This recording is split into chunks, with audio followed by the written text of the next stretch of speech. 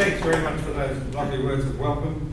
I suspect the most relevant part of that CV is my passion and interest in the classics, which was developed by one that we all know, a man by the name of McCaffrey, who taught us the importance not only of the classical world, but also of living in the modern world and knowing and understanding how the classical world has helped shape the modern world.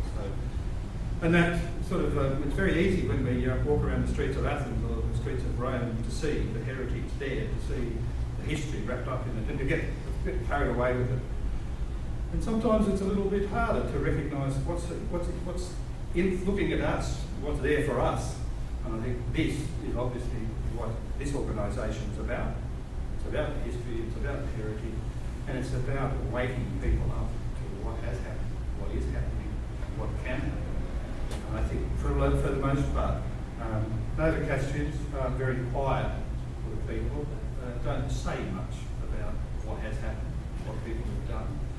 We're not big noters, maybe big noters on Saturday if the Knights win, but it's, it would be nice if we were big noting ourselves in all the things that are out there. Margaret drew my attention to just a couple of things.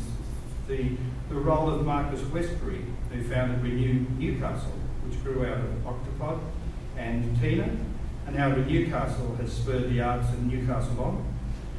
That we have great pride in the Stewart piano.